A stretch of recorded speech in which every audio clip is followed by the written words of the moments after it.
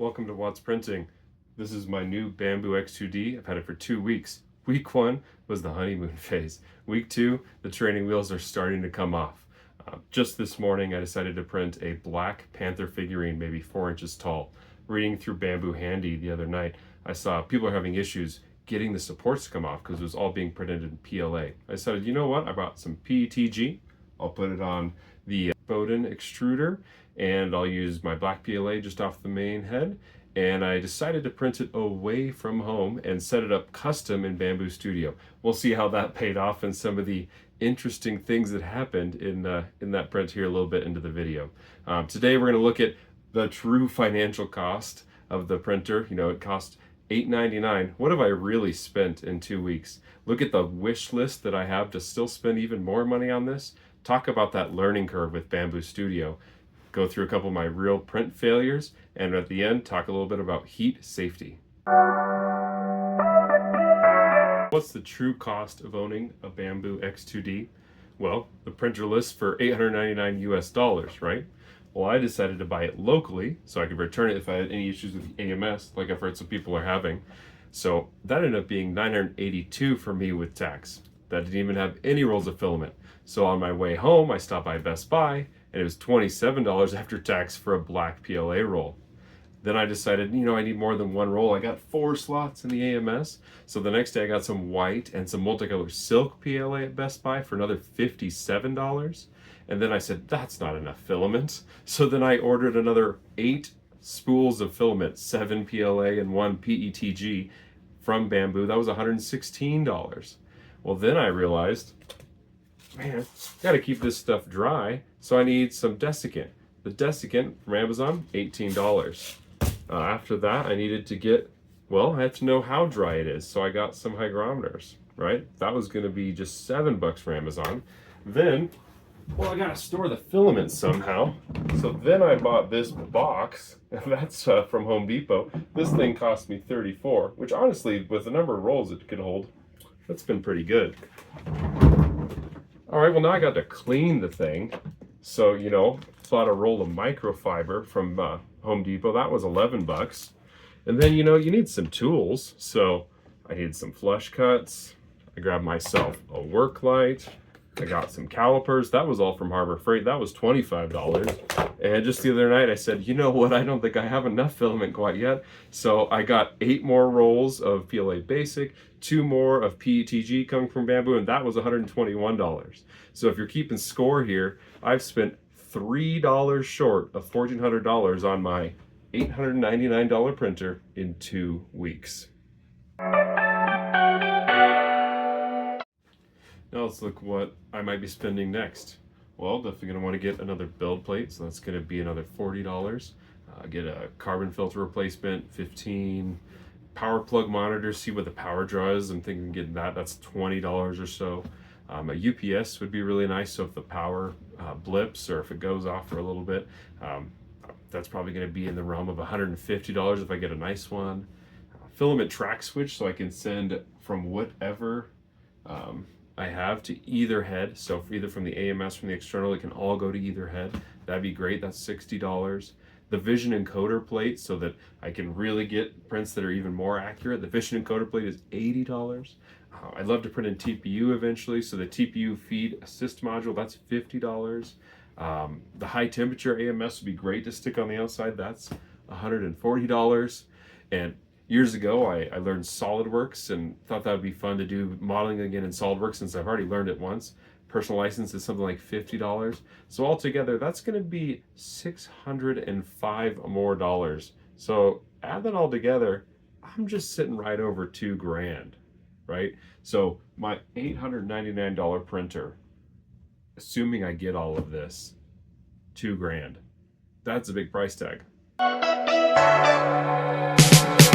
So I've continued to use the Bambu Handy app for most of my prints in this second week of ownership, which has honestly been a great experience. I talked about earlier today, I decided to print a Black Panther figurine, and I saw in one of the reviews that the PLA that was supports was using all one color of PLA. So the supports, it said, it's really hard to get off the hands of this model. So I thought, you know, again, this is a good time to use the external Bowden extruder and sent it to the auxiliary nozzle with some PETG. So I got it all set up. I got it into Bambu Studio, and I started going through. And you, in my mind, okay, I'm here to set the supports. Well, I'm going down the list in Bambu Studio. Well, what if I used a layer height that wasn't as big? I want this thing to look great. I'm actually gonna give it as a gift. So I did that. I lowered the layer height. Okay, get over to supports, and it's set to some really low percent or degree rather. So I upped that to 45. That seemed about what I was seeing most places. So up that to 45 degrees. I messed with the infill that it was using. I decided, oh, everyone loves gyroid on Reddit, so we'll try gyroid. So I did those changes, and we'll see here in a minute how that all turned out and what I had to deal with remotely. But I got it printing. So that was my experience with Bambu Studio. There is a lot in there. I sliced it a bunch of times. I kind of moved the print around. I had it auto move it around. It is definitely a step up in complexity when you decide to get into Bambu Studio. But, I got a mostly successful, pretty good successful print out of that. So I think that's been a success, but there is a learning curve for you there.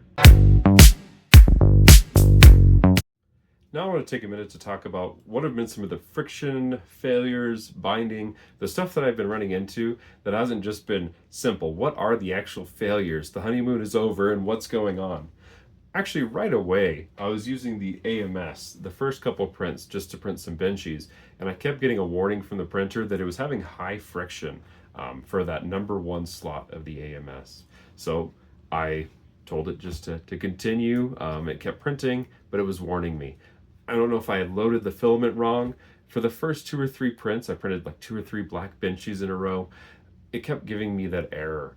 And after a while it stopped. So again, I think maybe I loaded the black filament that I was using wrong, that black PLA wrong at the beginning. I haven't had that one since then. Another one, I don't know if I count this as a failure really. Let's get a background here that's a little darker. So this is a little scraper tool I printed. I printed this in PLA. Something you'll notice on here is it has started to bend. And that's what I've been using. When you get some of the some things that are really thin on the bed, you can get really hard to get off. But I don't want to use like a regular razor blade and destroy my plate. So I've been using this. So I don't know if I'd call this a failure, but you can start to see, of course, that it's going to start delaminating. Now the first true failure I had, this is a launcher for just a little plane, so rubber band launcher. The rubber band's not on it right now, but anyways, this launcher, this was sitting on the bed. It's a little hard to see, but you can see there's a blemish there. So that blemish, it's a little rough. I was sitting on the bed. I don't know if there's some under extrusion. I didn't try to print this again. Honestly, I wasn't able to get the launcher working very well, so I've just let that one be. Then I did my first PETG print. It was this scraper. So something that's interesting here that I've noticed is I think I might have told it to cool too soon. You can just watch as I can pull strings off of this. So this one is definitely delaminating. And I haven't really been able to use that scraper. I printed a bunch of drying boxes for the AMS2 Pro. So this one actually is one where it fell over. So, it was sitting back in there and knocked over with the head. So, this should be, I don't know, about that much taller as that white is. But it got knocked over the other print. I had some beautiful spaghetti come out. So that's the failures I've had so far. Today, when I was making this print of this Black Panther figurine, I was getting a warning from Bambu, from the app, and it kept saying that it was having issues with the external spool and it was not feeding well. It was having a lot of friction. So I kept telling it, I decided, took a risk, I guess we'll call it, and I decided to print that one remotely. So I set it up and got the first layer going, and I looked at all, and all was printing well. It's a black PLA for the main figurine, and it's the PETG support system is what I had set up. So I said, I'm just going to monitor it from the app. So it was going to be a 5.5 hour print with about an hour and a half left. I just had it sitting there, and I was just kind of doing my thing, doing my other stuff, and then I would look over, and all of a sudden it said there was a warning, and it was stopping the print. So it wasn't just, hey, I'm going to push through it. It said it was stopping the print. The tool head went to the back where it would poop out filament, and it was sitting there waiting for me to interact. And it said the external spool is binding? Have you fixed it? If so, click proceed. Did that about 4 or 5 times, and I wanted the print to finish. It was almost to the end. This is the support material. The support material was almost completed. The head is a little larger on this model, and it was almost, I kept saying, just keep trying, and I would watch. I'd zoom in Bambu Handy, which if you haven't done that, click to make it larger, and you can zoom in, and I kept saying, yep, there's filament. The gray PETG is coming out. So I would see that, and it gave me a little reassurance. And then again, a couple minutes later, the same warning would come up. I was able to get it to complete, and the print did complete. So we'll take a look here in just a minute. So these are some of the failures. It's like I said, it's not all just honeymoon. This is an amazing machine, and I have had 30, 50 something successful prints, and I've had this one I won't even count it as a failure. This one is a slight one, so we'll call this 1. This delaminating we'll call 2. This one 3, and this one, the Black Panther, actually not a failure. So I think I've had 3 quote unquote failures. That's a pretty good rate for me, especially being completely new, and I'm sure some of these are due to me and not to the printer. All right, at this point, I want to go ahead and get the Black Panther figurine out of the X2D. So bring you over here and we'll take a look. So here is the figurine. So it's just sitting there. One thing you'll notice right away, there is a lot of filament just sitting all around on the bed, and there is below as well. So I'm sure some of those settings that I made were not so great. I mean, I had washed this plate thoroughly because I knew this was a print I wanted to be successful. So those were not there before. You'll also notice there's a little black piece right here. I'm wondering if one of the fingers popped off during the print. So I'm going to get this pulled out of here, and we're going to take a look at this print. All right, let's pop this off of here. Oh, and there goes that. Beautiful. So let's see if it comes right off. I mean, so prime tower already came off, but just give it a little bit. Seems a little bit stuck, so let's see if we can get it to come off there. There we go. I lost a little bit of black there, but looks like actually the gray PETG was underneath there a little bit. So here's the possible finger lost. It's a tiny piece. So I just want to do a little inspection. Honestly, the print looks pretty good, very high quality. I mean, I put the layer height way down on purpose, so it's looking good. So let's go ahead and just start doing the breaking off. It's not as easy as I'd hoped, but let's just give it a little bit of pressure. So the PETG is pretty strong right now. I'm sure some of the settings I made it way stronger than I intended. So let's see what we can do. I'm going to get my flush cuts and make a few cuts here.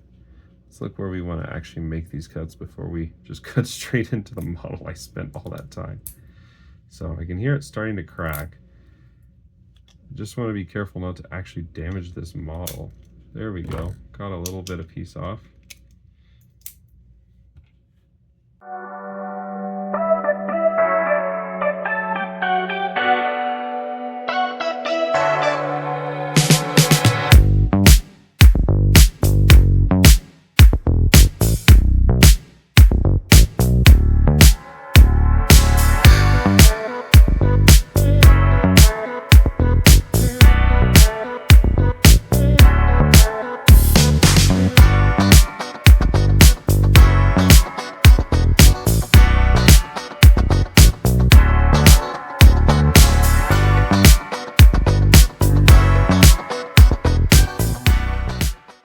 Take a second here to look at how much does all this stuff weigh, all the extra plastic I used. So got my scale here. Let's turn that on. It's on grams. Zero that out. So here is all of the support material.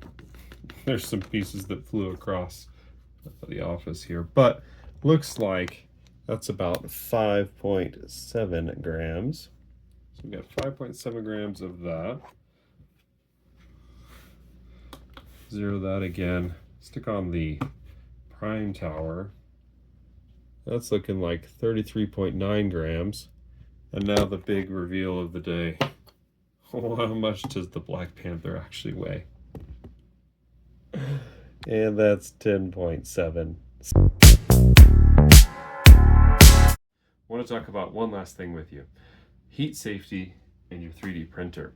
I made a video on this, so I'll just do the short of it. When I was printing this print, I was using PETG. The plate was sitting at 70 degrees Celsius. There's some good research out there from ASTM that says if I even just do this real briefly, I will get an immediate burn on my fingertips. So at 70 degrees Celsius, metal will immediately burn me before I even have time to react. The temperature that NASA found in some other research at which it's safe to touch was 44 degrees Celsius. So if you're watching your temperatures come down after a print, you definitely want to wait just a bit before you go in there and start grabbing your part. One, you don't want to mess up the part that you just spent all this time printing and screw up those, especially the bottom layers that are still hot. And you don't want to burn yourself. So that's a little bit on heat safety for you. And that's what's printing.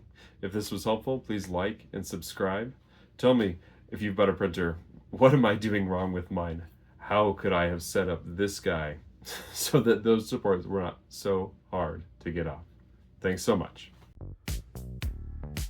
That's gonna be just a little bit of cleanup. Man, me and Bambu Studio gotta learn about each other a little more.